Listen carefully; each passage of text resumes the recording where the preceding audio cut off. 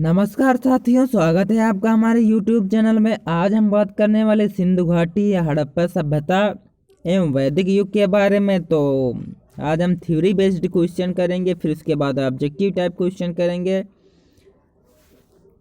तो पढ़ते हैं, पहला थ्योरी पढ़ते हैं। तो देखिए यहाँ पे देखिए पहला पॉइंट क्या दिया गया है। यह सभ्यता जो है सिंधु घाटी सभ्यता की सीमाओं को अतिक्रमित करते हुए राजस्थान, पूर्वी पंजाब, हरियाणा, गुजरात तथा उत्तर प्रदेश तक फैली हुई है। कौन? सिंधु घाटी सभ्यता जो है राजस्थान, पूर्वी पंजाब, हरियाणा, गुजरात तथा उत्तर प्रदेश तक फैली हुई है। तब इस सभ्यता के सटीक भौगोलिक विस्तार का संकेत देने के लिए उक्त शब्दावली अपर्याप्त लगने लगी, अतः इसके लिए हड़प्पा सभ्यता जैसे गैर भौगोलिक शब्द के प्रयोग का निर्णय किया गया। जब इसके सटीक भौगोलिक विस्तार का संकेत देने के लिए उक्त शब्दावली अपर्याप्त लगने लगी, तब इसके लिए हड़प्पा सभ्यता जैसे गैर भौगोलिक शब्द का प्रयोग का निर्णय किया गया। आईएमपी ये पॉइंट है। अगला पॉइंट देखिए, अगला पॉइंट यहाँ पर देखिए, हड़प्पा स्थल के नाम पर ही जहाँ सबसे पहले इस सभ्यता को पहचाना गया, स्वयं इस सभ्यता का नामकरण कर दिया गया। हड़प्पा स्थल के नाम पर ही जहाँ सबसे पहले इसे सभ्यता को पहचाना गया, स्वयं इस सभ्यता का नामकरण कर दिया गया। अगला पॉइंट देखिए, पुरातात्विक भाषा में साधारणतः किसी अज्ञात संस्कृति का नामकरण उस स्थल के नाम पर कर दिया जाता है जहाँ सर्वप्रथम उसे पहचाना जाता है। मतलब अगर जो जहाँ का है वहीं पे उसका नामकरण कर दिया गया। अगला पॉइंट देखिए यहाँ पर क्या है। 1924 ईस्वी में भारतीय पुरातत्व विभाग के तत्कालीन महानिदेशक सर जॉन मार्शल ने सिंधु सभ्यता या कांस्य युगीन नामक उन्नत नगरीय सभ्यता के विधिवत घोषणा की। मतलब इसका नामकरण जो है 1924 ईस्वी में किसने? सर जॉन मार्शल ने सिंधु सभ्यता या कांस्य युगीन नामक एक उन्नत नगरीय सभ्यता की विधिवत घोषणा कर दी। आईएमपी ये पॉइंट है। अगला पॉइंट देखिए यहाँ पे क्या है। रेडियो कार्बन 14 विश्लेषण तथा नवीन अनुसंधानों के आधार पर इस सभ्यता की तिथि 2500 से 1750 ईस्वी पूर्व निर्धारित किए जाते हैं। अब आपको एक पॉइंट यहाँ पे और पता चला होगा कि ये रेडियो कार्बन 14 क्या है। यह वह युक्ति है जिससे किसी विशेष चट्टानों या उसकी आयु का पता लगाया जाता है कि कौन कितना पुराना है। तो यहाँ पे इससे पता चला कि यह 2500 से 1750 ईस्वी के आसपास यह सभ्यता आंकी जा रही है। अगला पॉइंट देखिए क्या है यहाँ पे। अगला पॉइंट यहाँ पे देखिए, हड़प्पा सभ्यता के लगभग 1000 स्थलों के बारे में जानकारी प्राप्त हो चुकी है, लेकिन इनमें से केवल 6 को ही नगर माना जाता है। ये हैं हड़प्पा आधुनिक है, जो पाकिस्तान के साहिवाल में एक हो गया, और एक होगा मोहनजोदड़ो पंजाब के सिंध प्रांत के लरकाना जिले में है, सिंध का चौंदड़ो है, गुजरात का लोथल है, उत्तरी राजस्थान का कालीबंगा तथा हरियाणा के हिसार जिले में स्थित बनवाली। ये 6 सभ्यता को ही नगर माना जाता है। आईएमपी पॉइंट है। अगला पॉइंट देखिए, यहाँ पे देखिए, सिंधु सभ्यता का संपूर्ण क्षेत्र लगभग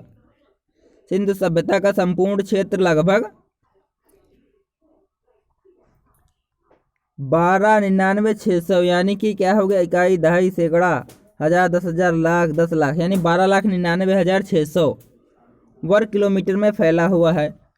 अगला पॉइंट देखिए, अरब सागर तट पर खंभात खाड़ी में स्थित लोथल में बंदरगाह का अस्तित्व मिला है। वहाँ विदेशी जलयानों का आवागमन होता था। मतलब गुजरात के लोथल स्थित में खंभात की खाड़ी में अरब सागर के तट पर बंदरगाह का अस्तित्व मिला है, मतलब बंदरगाह मिला है। तो इससे ये पता चलता है कि वहाँ विदेशी जलयानों का आवागमन होता था। अगला पॉइंट देखिए क्या है। प्रथम नगर नियोजन। हड़प्पा और मोहनजोदड़ो दोनों ही नगरों के अपने दुर्ग थे, जहाँ संभवतः शासक वर्ग रहते थे। मतलब दोनों जगहों पर दुर्ग मिले हैं, तो वहाँ पर संभवतः शासक वर्ग भी रहते होंगे। अगला पॉइंट देखिए, जाल पद्धति के आधार पर नगर नियोजन होने के कारण सड़कें एक दूसरे को समकोण पर काटती थी, मतलब एक दूसरे के समकोण पर चौराहे का निर्माण करती थी, जिससे नगर कई खंडों में विभक्त हो गया था। तो ये शहरी सभ्यता का इससे पता चलता है। अगला पॉइंट देखिए, नगर नियोजन की वह व्यवस्था हड़प्पा संस्कृति की सर्वोच्च विशेषता है।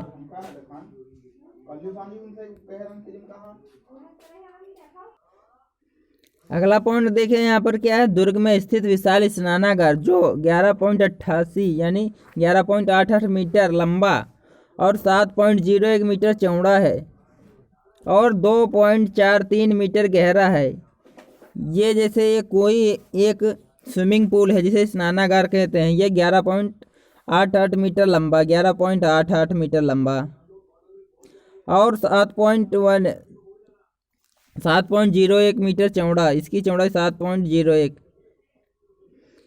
और ये तो और गहरा कितना है, 2.4 मीटर गहरा। मोहनजोदड़ो का प्रमुख सार्वजनिक स्थल है। संभवतः इस विशाल स्नानागार का प्रयोग अनुष्ठानिक स्नान के लिए होता होगा, मतलब कोई भी अनुष्ठान होता है उसके लिए, स्नान के लिए इसका प्रयोग किया जाता होगा।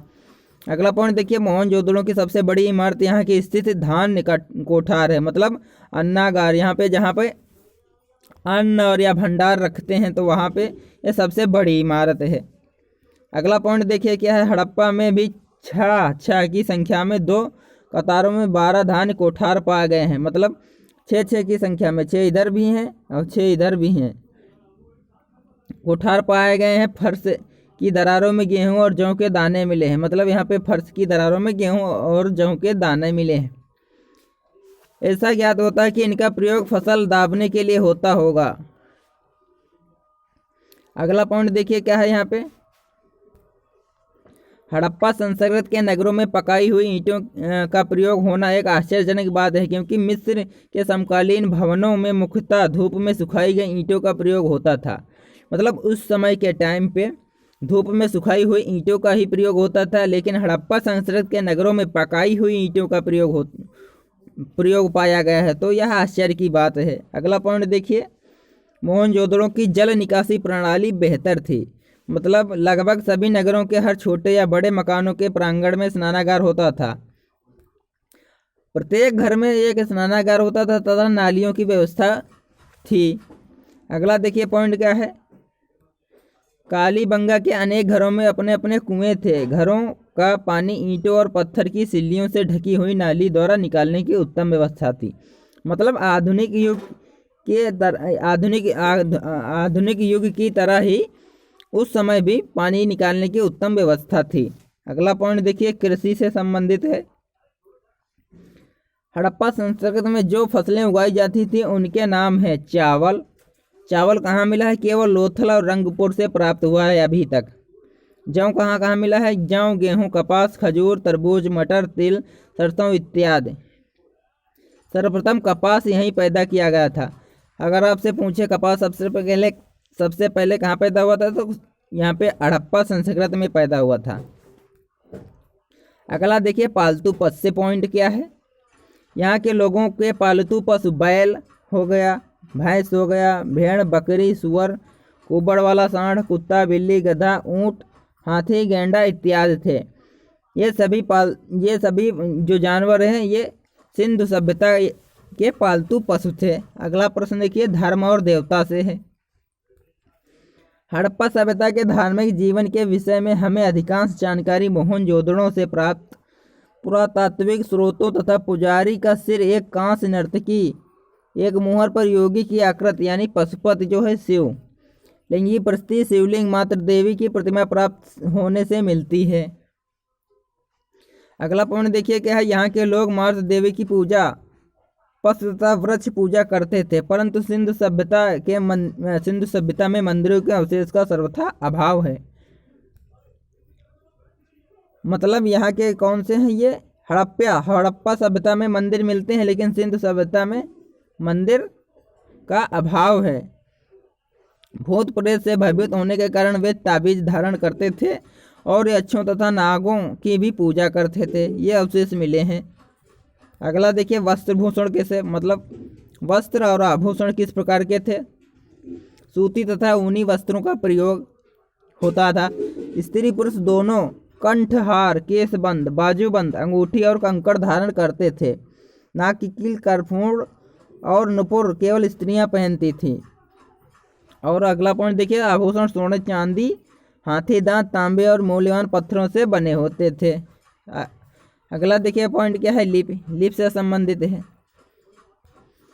सिंधु लिपि का नमूना 1853 ईस्वी में ही प्राप्त हो गया था, लेकिन पूरी जानकारी 1923 ईस्वी में मिली।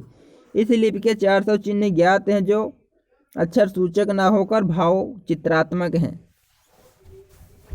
आपसे प्रश्न पूछता है कि इनमें से कौन सा भाव चित्रात्मक शैली का उदाहरण है, तो आप आंसर लगाएंगे सिंधु लिपि का। अगला पॉइंट देखिए, यह लिपि अभी तक पढ़ी नहीं जा सकी है, इसलिए हालांकि इसके पढ़े जाने के तमाम दावे किए जाते हैं।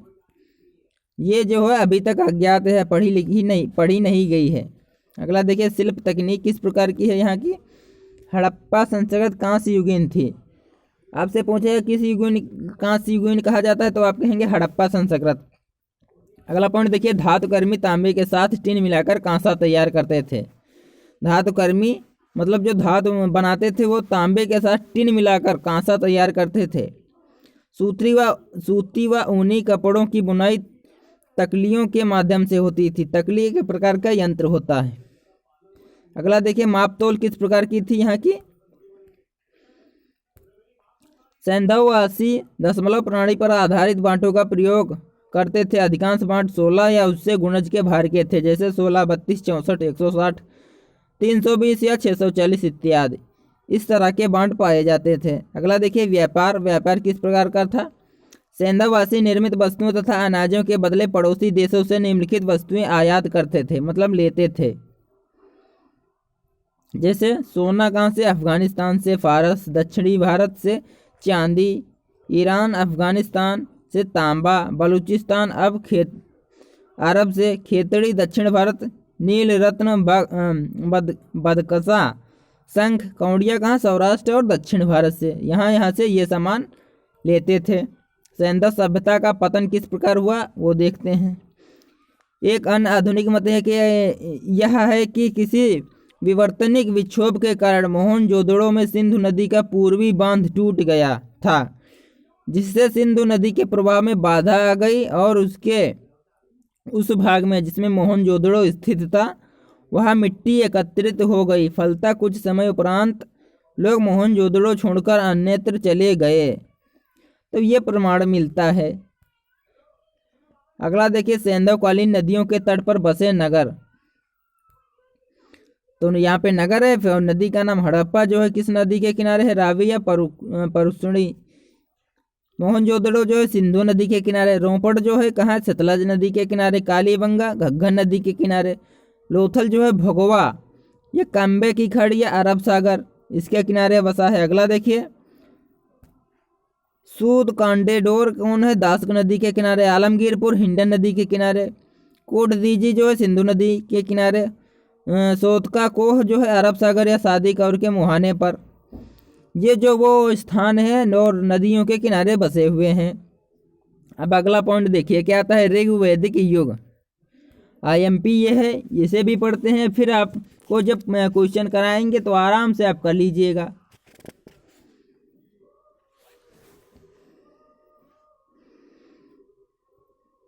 यहाँ पे देखिए, ऋग्वैदिक युग जो है 1500 से 1000 ईस्वी पूर्व माना जाता है। संभवतः आर्यों का मूल निवास आल्पस पर्वत के पूर्वी भाग में कहीं था, जो यूरेशिया कहा जाता था। अगला पॉइंट देखिए, आर्यों का आरंभिक जीवन मुख्यतः पशुचारी था और कृषि उनका गौण व्यवसाय था। आर्यों का आरंभिक जीवन क्या था, पशुचारी था। ये पशुओं को चराते थे और कृषि उनका गौण व्यवसाय था। स्थिर निवासी न होने के कारण मतलब ये चलते फिरते रहते थे। आर्यों ने अपना कोई ठोस भौतिक अवशेष नहीं छोड़ा। अगला पॉइंट देखिए क्या है, उनके द्वारा प्रयुक्त अनेक प्रकार के पशुओं में घोड़ा सर्वाधिक महत्वपूर्ण था, क्योंकि वह इसकी तीव्र गति के कारण उन्हें और उनके सहयोगियों को पश्चिम एशिया को जीतने में सफलता मिली। उनके तो आप ऋग्वैदिक काल में सबसे प्रिय पशु कौन था? तो घोड़ा था। अगला देखिए पॉइंट क्या है। भारत आगमन के क्रम में आर्य लोग सर्वप्रथम ईरान पहुंचे, जहां पहले से ही भारत ईरानी लोग रहते थे। तो यहाँ पे पॉइंट क्या बना? भारत आगमन के क्रम में आर्य लोग सर्वप्रथम कहाँ? ईरान पहुंचे, जहां पहले से ही भारत ईरानी लोग रहते थे। अगला पॉइंट देखिए क्या है। भारत में आर्यों के आगमन की जानकारी का मुख्य स्रोत ऋग्वेद है। ऋग्वेद सबसे पुराना वेद है, जिसमें उनके सामाजिक आर्थिक जीवन, रीति रिवाज, धर्म और राजनीतिक संगठनों के बारे में जानकारी प्राप्त होती है, जो ऋग्वेद से होती है। ऋग्वेद सबसे पुराना वेद है। अगला पॉइंट देखिए क्या है। ऋग्वेद भारतीय भाषाओं में सर्वाधिक प्राचीन ग्रंथ है।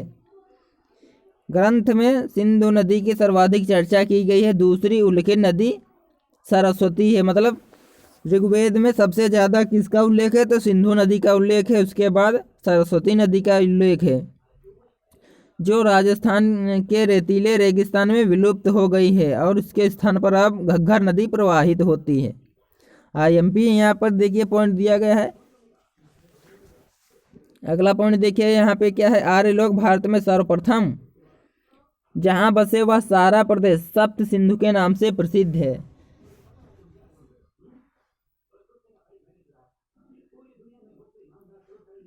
अगला पॉइंट देखिए क्या। आर्यों के 5 कबीले थे, जिन्हें पंचजन कहलाते थे।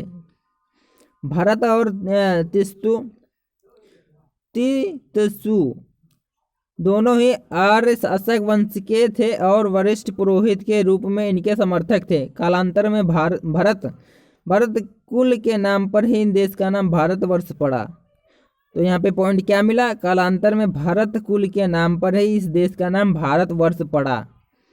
अगला पॉइंट देखिए क्या है। यहाँ पे भारत और अन्य 10 राजाओं के मध्य फरुसणी नदी यानी रावी नदी के तट पर जो युद्ध हुआ उसे 10 राग युद्ध के नाम से जाना जाता है, जिसमें भारतों के राजा सुदास को विजय श्री मिली। ये यहाँ पे IMP देखिए पॉइंट दिया गया है। भारत और अन्य 10 राजाओं के मध्य फरुसणी नदी रावी के तट पर जो युद्ध हुआ उसे 10 राग युद्ध के नाम से जाना जाता है, जिसमें भारतों के राजा सुदास को विजय श्री मिली। अगला पॉइंट क्या है। कालांतर में भरतों और पराजित पुरुओं के बीच मैत्री संयोग एक नया शासक कुल कुरु नाम से स्थापित हुआ। कुरुओं ने पांचालों के साथ मिलकर उच्च गंगा मैदान में संयुक्त शासन स्थापित किया। अगला पॉइंट देखिए क्या है। ऋग्वैदिक आर्य मुख्यतः पशुपालक थे। उनकी अधिकांश लड़ाइयाँ गायों को लेकर होती थी। अगला पॉइंट देखिएगा। पुरोहितों को गायों और दासियाँ दक्षिणा के रूप में दी जाती थी। अगला पॉइंट है। जो लोग नगरी नाग होकर मिट्टी के घर वाले गांवों में रहते थे और बढ़ई, रथकार, बुनकर, चर्मकार और कुम्हार इत्यादि का कार्य करते थे। ये जो काम करते बढ़ई, रथकार, बुनकर, चर्मकार और कुम्हार जो का कार्य करते थे वो नगरी न होकर मिट्टी के घर वाले गांवों में रहते थे। अगला पॉइंट देखिए क्या है। हरियाणा के भगवानपुरा और पंजाब के कुछ स्थलों में इस काल के चित्रित धूसर मृदभांड पाए गए हैं। मतलब इस प्रकार के चित्र भी अंकित हैं। अगला पॉइंट देखिए। ऋग्वैदिक कबायली समाज 3 वर्गों में बट गया था। योद्धा, पुरोहित और सामान्य जन। चौथा वर्ग शूद्र। अगला देखिए यहाँ पे ऋग्वैदिक काल के अंत में दिखाई पड़ता है, क्योंकि इसका सर्वप्रथम उल्लेख ऋग्वेद के 10वें मंडल में है। उस युग में व्यवसाय के आधार पर समाज का वर्गीकरण आरंभ हुआ। अगला पॉइंट देखिए क्या है। वर्ण का प्रयोग रंग के अर्थ में ही मिलता है। आपसे पूछेगा वर्ण का प्रयोग किसके अर्थ में है, तो आप कहेंगे रंग के अर्थ में। अगला देखिए। ऋग्वैदिक देवताओं में सर्वप्रथम इंद्र का स्थान था, जो आर्यों का नेता या पुरंदर और वर्षा का देवता माना गया है। इंद्र को वर्षा का देवता माना गया है। अगला पॉइंट है अग्नि, वरुण जो है जल, ऋतु जो है प्राकृतिक संतुलन, सोम वनस्पति या मादक रस तथा मरुति आंधी अन्य प्रमुख देवता हैं। प्रभात काल की प्रतिरूप अदिति और उषा सावित्री नामक देवियों का भी उल्लेख ऋग्वेद में मिलता है। तो आईएमपी यहाँ पे क्वेश्चन बन जाता है, क्योंकि ऋग्वेद में किसका उल्लेख मिलता है, तो आप कहेंगे अग्नि, वरुण, ऋतु, सोम, मरुत तथा अन्य देवता हैं। और प्रभात काल की प्रतिरूप अदिति और उषा, सावित्री नामक देवियों का भी उल्लेख ऋग्वेद में मिलता है। अगला पॉइंट देखिए क्या है, स्तुति पाठ करना और यज्ञ बल या चढ़ावा अर्पित करना देवताओं की उपासना की प्रमुख पद्धति थी। आईएमपी क्वेश्चन है। अगला देखिए क्या है यहाँ पे, यज्ञाहुति में शाक और जौ डाला जाता था, लेकिन यज्ञिक अनुष्ठान के समय यांगिक मंत्रोच्चार नहीं किया जाता था। मतलब यज्ञ तो किया जाता था, शाक और जौ डाला जाता था, लेकिन मंत्र का उच्चारण नहीं किया जाता था। शब्दों में जादुई असर उतना नहीं माना जाता था जितना कि उत्तर वैदिक काल में। ऋग्वेद में मंदिर जाने पर मूर्ति पूजा का कोई उल्लेख नहीं मिलता है। यहाँ पे देखिए ऋग्वेद में मंदिर जाने या मूर्ति पूजा का कोई उल्लेख नहीं मिलता है, यानी कि ये मंदिर जाना और मूर्ति पूजा ये सब बाद में हुआ, ऋग्वेद के बाद में हुआ होगा। अगला देखिए क्या है, अब चालू है उत्तर वैदिक काल। अभी हमने पढ़ा सैंधव सभ्यता, फिर उसके बाद पढ़ा ऋग्वैदिक युग पढ़ा, अब उत्तर वैदिक युग हम पढ़ते हैं। उत्तर वैदिक युग जो है 1000 से 600 ईस्वी पूर्व माना जाता है। उत्तर वैदिक युग काल का इतिहास मुख्यतः उन ग्रंथों पर आधारित है जिनकी रचना ऋग्वैदिक युग के बाद की गई। इनमें प्रमुख कौन से सामवेद, यजुर्वेद, अथर्ववेद एवं ब्राह्मण ग्रंथ, आरण्यक और एवं उपनिषद ग्रंथ। अगला पॉइंट देखिए क्या है, सभी उत्तरकालीन वैदिक ग्रंथ लगभग 1000 से 600 ईस्वी पूर्व में उत्तरी गंगा के मैदान में रचे गए हैं। आईएमपी पर बन जाता है ये पॉइंट।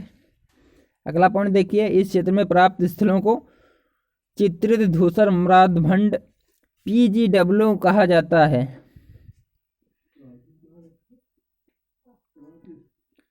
अगला पॉइंट देखिए, वे लोहे के हथियारों का प्रयोग करते थे। आपसे पूछेगा हथियार लोहे का प्रयोग कब कब हुआ, तो आप कहेंगे उत्तर वैदिक काल में लोहे का प्रयोग हुआ, उत्तर वैदिक काल में। कुल का इतिहास महाभारत युद्ध के 18 दिन चलने वाला संभवतः 950 ईस्वी के आसपास क्या नाम से विख्यात है, महाभारत महाकाव्य पर आधारित है। महाभारत का युद्ध कितने दिन चला, 18 दिन चलने वाला, संभवतः 950 ईस्वी के आसपास माना जाता है। अगला प्रश्न, अगला देखिए पॉइंट क्या है, करीब 1000 ईस्वी पूर्व से पाकिस्तान के गांधार क्षेत्र में लोहे का प्रयोग होने लगा। ईस्वी पूर्व 7वीं शताब्दी के लौहस्त्रों को श्याम तथा कृष्ण अयस्क कहा गया। मतलब लोहे के बने औजारों को श्याम या कृष्ण अयस्क कहा गया है। अगला पॉइंट देखिए, उत्तर वैदिक काल में लोगों की मुख्य आजीविका कृषि हो गई। मतलब उत्तर वैदिक काल युग को कृषि करना मुख्य काम हो गया। अगला देखिए पॉइंट क्या है, इस काल में लोहारों एवं अन्य धातुकारों की जानकारी भी उपलब्ध होती है। मतलब उत्तर वैदिक काल में लोहार धातुकारों की और भी होंगे, जैसे बढ़ई हो गया, और अभी हमने जो बताया था वो सभी मिलेंगे। अगला पॉइंट देखिए क्या है, लोगों ने सर्वप्रथम तांबा नामक धातु खेतड़ी राजस्थान से प्राप्त का प्रयोग किया होगा। ये कोई मतलब सही नहीं है, किया होगा ये अनुमान लगाया जा रहा है, लेकिन प्राप्त सबसे पहले उपयोग जो है तांबा का ही हुआ है। इस युग में बड़े पैमाने पर स्त्रियां बुनाई का कार्य करती थी। चमड़े, मिट्टी और लकड़ी के शिल्प में भी भारी प्रगति हुई। अगला देखिए, चित्रित धूसर म्रादभंड, पेंटिंग ग्रे वेयर पॉटरी, यह भी पढ़ा, PGW मिला था, तो उसका फुल फॉर्म देख लीजिए क्या है, पेंटेड ग्रे वेयर पॉटरी। इस काल की विशिष्टता थी। हालांकि इस काल की अंतिम अवस्था में नगरों को आरंभ का मंद आभास मिलता है, जिन्हें अर्ध नगरी स्थल कहा जा सकता है। अगला पॉइंट देखिए क्या है, वैदिक ग्रंथों में समुद्र और समुद्र यात्रा की चर्चा में विदेशी वाणिज्य का संकेत मिलता है। इस प्रकार इस काल में यायावरी और पशुचारी जीवन के स्थान पर खेती जीविका का मुख्य साधन बन गई और लोग स्थायी रूप से गंगा के उत्तरी मैदानों में बस गए। तो उत्तर वैदिक काल में गंगा के उत्तरी मैदान में लोग बसने लगे थे। अगला पॉइंट देखिए क्या है। अगला पॉइंट क्या है, प्रजातांत्रिक संगठनों में सभाओं समितियां तो बनी रही लेकिन वेद का अस्तित्व समाप्त हो गया। इन संगठनों में राजाओं और उच्च वर्ग का आधिपत्य हो गया। सभा में स्त्रियों का प्रवेश वर्जित हो गया तथा उस पर ब्राह्मणों का वर्चस्व हो गया। मतलब उत्तर वैदिक काल में ही ब्राह्मणों ने अपना राज का जमा लिया था। राज्यों के आकार में वृद्धि होने से कबीले का मुखिया या राजा आधिकारिक शक्तिशाली होता गया। अगला पॉइंट देखिए क्या है, हर प्रदेश सर्वप्रथम वहां आकर बसने वाले कबीले के नाम से प्रसिद्ध हुआ, जैसे कुरु या पंचाल प्रदेश। अब यहाँ पे देखिए क्या है, अगला पॉइंट क्या है, राजसूय यज्ञ। ऐसा माना जाता है कि अनुष्ठानिक यज्ञ से राजा को दिव्य शक्ति मिल जाती है। ऐसा माना जाता था। इस अनुष्ठानिक यज्ञ से राजा को दिव्य शक्ति मिल जाती है, मतलब राजसूय यज्ञ से। अगला देखिए, राजसूय यज्ञ हो गया। अब अश्वमेध यज्ञ। अश्वमेध यज्ञ क्या होता है, इसमें राजा द्वारा छोड़ा गया अश्व जिन जिन क्षेत्रों से बेरोक टोक गुजरता था उस पर राजा का अधिकार समझा जाता था। आपने रामायण में देखा ही होगा, जब घोड़ा छोड़ा गया था तो उसे रोक लिया जाता, मतलब जहां जहां घोड़ा जाएगा वो सारा क्षेत्र राजा का अधिकार मान लिया जाएगा। अगला पॉइंट देखिए, वाजपेयी यज्ञ, मतलब रथ दौड़ होता था। इसमें राजा का अश्वचालित रथ अन्य सभी बंधु बांधवों के रथों के आगे निकलता था, मतलब ना चाहते हुए भी राजा का रथ आगे निकलता था। इस काल में कर और भेंट के संग्रह हेतु संग्रहित नामक एक अधिकारी होता था। अगला देखिए, ऋग्वैदिक युग के सादृश्य। उत्तर वैदिक काल में भी राजा कोई स्थायी सेना नहीं रखता था, मतलब उत्तर ऋग्वैदिक युग में भी और उत्तर वैदिक युग में भी राजा कोई स्थायी सेना नहीं रखता था, मतलब जब उसे जरूरत होती थी तब सेना बना लेता था। अगला पॉइंट देखिए क्या है, युद्ध के समय कबीले से ही लोगों को भर्ती कर लिया जाता था। देखिए वही पॉइंट आ गया।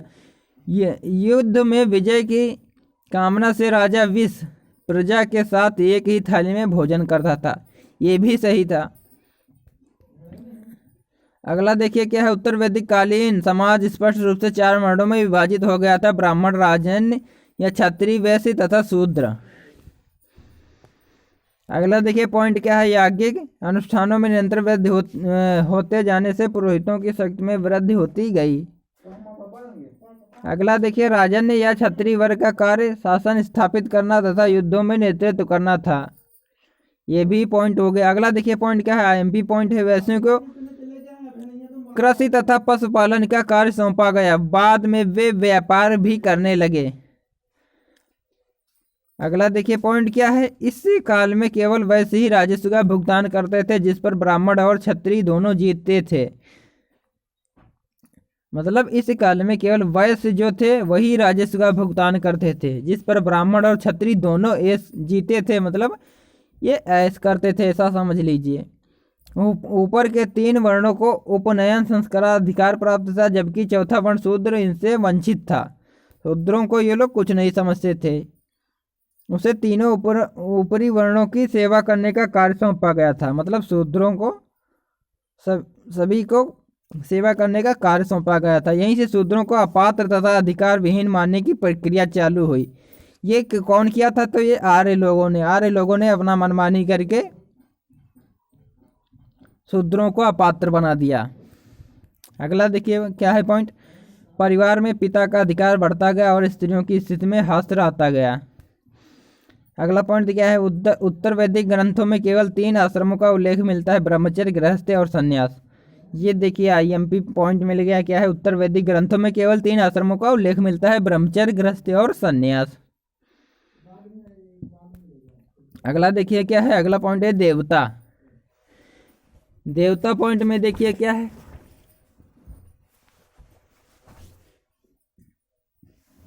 देवता के बारे में देखिए, उत्तर वैदिक देवता इंद्र और अग्नि का स्थान उत्तर वैदिक काल में सृजन के देवता के प्रजापति ने ग्रहण कर लिया। विष्णु जो है पालक तथा रक्षक और रुद्र जो है पशुओं के देवता हैं ने भी महत्ता पाली और प्रतीक रूप में कुछ वस्तुएं की पूजा तथा मूर्ति पूजा का प्रमाण भी इस समय मिलता है। जब से आर्य आए तभी से मतलब ये पूजा प्रतिष्ठान मंदिर वगैरह सब होने लगा, इससे पहले कुछ नहीं था। पूषण जो पशु रक्षक देवता थे शूद्रों का देवता हो गया। शूद्रों का देवता कौन हो गया? पूषण हो गया। अगला देखिए, स्तुति पाठ की अपेक्षा यज्ञ करना महत्वपूर्ण हो गया। मतलब पाठ करने की अपेक्षा यज्ञ जो है महत्वपूर्ण हो गया, जो सार्वजनिक और व्यक्तिगत दोनों रूपों में होता था। मतलब सभी के साथ सार्वजनिक तथा व्यक्तिगत रूपों में होता था। यज्ञ में भारी पैमाने पर पशु बलि दी जाती थी। अगला पॉइंट देखिए, गोमांस खिलाए जाने के कारण अतिथि को गोहन अर्थात गोहनता कहा जाता था। अगला पॉइंट क्या है? यज्ञों में सतर्कता पूर्वक मंत्रोच्चारण किया जाता था। मतलब मंत्रोच्चारण का पढ़ना सही सटीक, बिल्कुल सटीक सतर्कता से किया जाता था। अगला पॉइंट क्या है? इस काल में याज्ञिक दक्षिणा के समानता गायें तथा साथ में सोना, कपड़ा और घोड़े भी यज्ञ कराने के वाले ब्राह्मण को पुरोहितों को दिए जाते थे। मतलब पुरोहितों इतना लालची थे कि जो भी मिलता था रख लेते थे। अगला पॉइंट देखिए, यहाँ पे ऋग्वेद में जहाँ 7 प्रकार के पुरोहितों का उल्लेख है, वहीं उत्तर वैदिक कालीन साहित्य में 14 प्रकार के पुरोहितों का उल्लेख मिलता है, जो कालांतर में ब्राह्मण वर्ग के रूप में स्थापित हो गए। यहाँ पे देखिए अगला पॉइंट और भी हैं, 2-3 पॉइंट और बचे हैं, फिर इसके बाद क्वेश्चन आंसर है। इस प्रक्रिया में 600 ईस्वी पूर्व के लगभग उपनिषदों का संकलन हुआ। इसी काल के प्रमुख पालतू पशु कौन थे? गाय, बैल, घोड़ा, हाथी, भैंस, बकरी, ऊंट, गधा, सुअर आदि। अगला पॉइंट देखिए क्या है? रथकार, भिषक, धोबी, मछुआरा, कुल्हाड़, लोहार आदि उत्तर वैदिक काल के प्रमुख व्यवसाय थे। उत्तर वैदिक काल में भी व्यापार मुख्यतः वस्तु विनिमय के आधार पर होता था, जिसमें गाय व निष्क, स्वर्ण, टुकड़ा या माध्यम बनाया जाता था।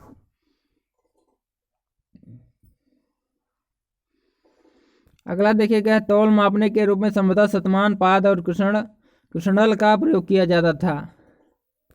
अब यहाँ पे देखिए आर्यों के आदि स्थल के बारे में विभिन्न मत है। आदि स्थल कहाँ है? प्रतिपादन आदि स्थल है, और उसका प्रतिपादन किसने किया? सप्त सैंधव क्षेत्र डॉक्टर अवनीश चंद्र दास, डॉक्टर संपूर्णानंद, 2 लोगों ने किया सप्त सैंधव क्षेत्र का मत दिया। अगला देखिए, उत्तरी द्वीप प्रदेश कौन है? बाल गंगाधर तिलक हैं। हंगरी, यूरोप आदि स्थल किसका प्रतिपादन किया? जो डेनम नदी की घाटी है, तो ये प्रोगाइल्स थे। अगला देखिए, दक्षिणी रूस इसका प्रतिपादन मेयर, पीका व गार्डन चाइल्डस। अगला है जर्मनी है, पेनका हर्ट्स। अगला पॉइंट देखिए क्या है? वैदिक शब्दावली किसे क्या कहा जाता था? अदेवयु, इसे किसे क्या कहते थे? देवताओं में श्रद्धा न रखने वाले को क्या कहते थे? अदेवयु। अब्राह्मण किसे कहते थे? वेदों को ना मानने वाला, अब्राह्मण। अयज्वन किसे कहते थे? यज्ञ ना करने वाले। व्राजपति किसे कहते थे? चरागाह का अधिकारी को। कुलप किसे कहते थे? परिवार के मुखिया को। ग्रामणी किसे कहते थे? लड़ाकू दलों के प्रधान को ग्रामणी कहते थे। बाजपत कहते थे गांव का प्रधान। यहाँ पे बाजपत है और व्राजपत, इसमें अंतर है तो देख लीजिएगा। जन या विष किसे कहते थे? वैदिक कबीले या प्रजाजन को। अगला देखिए, बल किसे कहते थे? राजा को स्वेच्छा से दी गई भेंट को बल कहते थे। होर्त या होता किसे कहते थे? ऋग्वेद में उल्लिखित श्लोक उच्चारित करने वाले ऋषि को होर्त या होता कहते थे।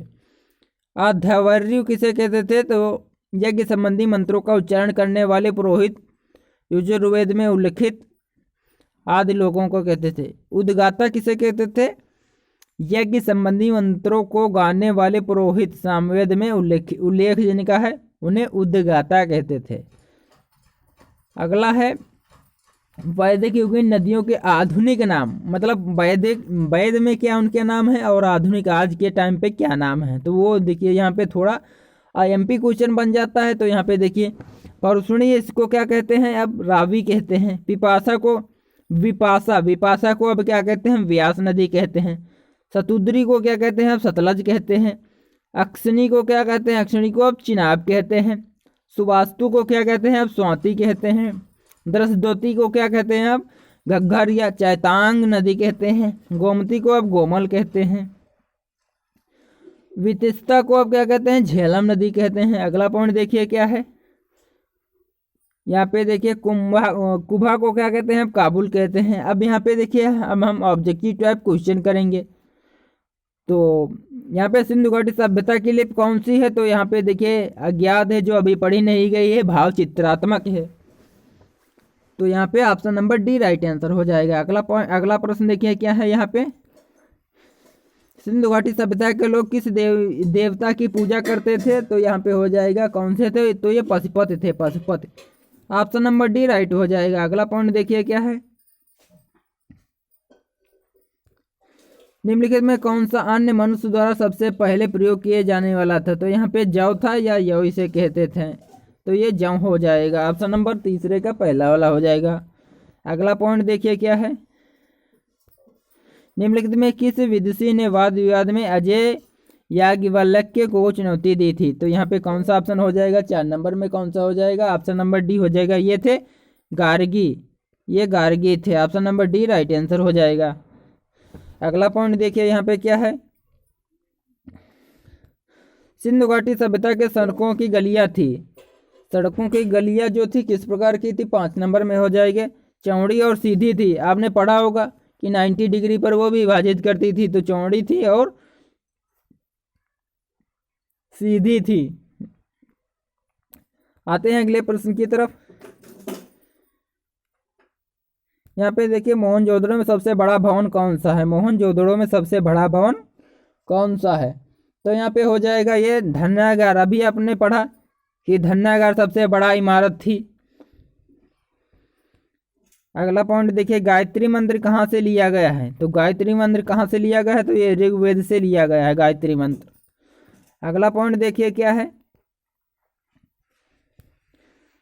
सिंधु घाटी सभ्यता का पत्तन या बंदरगाह कौन सा था, तो सिंधु घाटी का पत्तन या बंदरगाह कौन था, तो 8 नंबर में क्या हो जाएगा, ये था लोथल, जो वर्तमान में कहाँ है, गुजरात में है।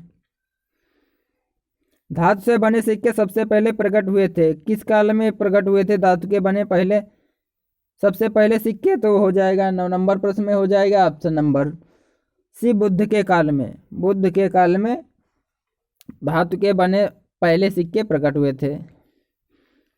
अगला देखिए क्या है, 10 नंबर प्रश्न क्या है, सिंधु घाटी के लोगों को एक महत्वपूर्ण रचना निम्नलिखित में से किसकी मूर्ति थी, तो यहाँ पे क्या हो जाएगा, तो आप अभी आपने थ्योरी में पढ़ा, नृत्य करती हुई बालिका, नृत्य करती हुई बालिका जो एक महत्वपूर्ण मूर्ति थी। अगला देखिए प्रश्न क्या है, भारतीय प्रतीक का उत्कीर्ण सत्यमेव जयते, सत्यमेव जयते कहाँ से लिया गया है, तो आप सभी को पता होगा ये मुंडकोपनिषद से लिया गया है। ऑप्शन नंबर डी राइट हो जाएगा। आते हैं अपने अगले प्रश्न की तरफ। यहाँ पे देखिए क्या है, ऋग्वैदिक आर्य पशुचारी थे, वह इस तथ्य से पुष्ट होता है कि, क्या पुष्ट होता है, ऋग्वेद में गाय के अनेक संदर्भ हैं, अधिकांश युद्ध गायों के लिए लड़े गए थे, पुरोहितों को दिए जाने वाला उपहार प्रायः गायें होती थी, ना कि जमीन, तो यहाँ पे उपरोक्त सभी सही हो जाएगा। यहाँ पे उपरोक्त सभी सही राइट आंसर हो जाएगा, ऑप्शन नंबर डी। अगला देखिए प्रश्न क्या है, 13 नंबर प्रश्न क्या है, वैदिक आर्यों का प्रमुख भोजन क्या था, वैदिक आर्यों का प्रमुख भोजन क्या था, तो यहाँ पे क्या हो जाएगा, ये जो थे गायों को चराना था और खेती बाड़ी तो ये करते ही नहीं थे, तो ये क्या हो जाएगा, आर्यों का प्रमुख भोजन क्या था,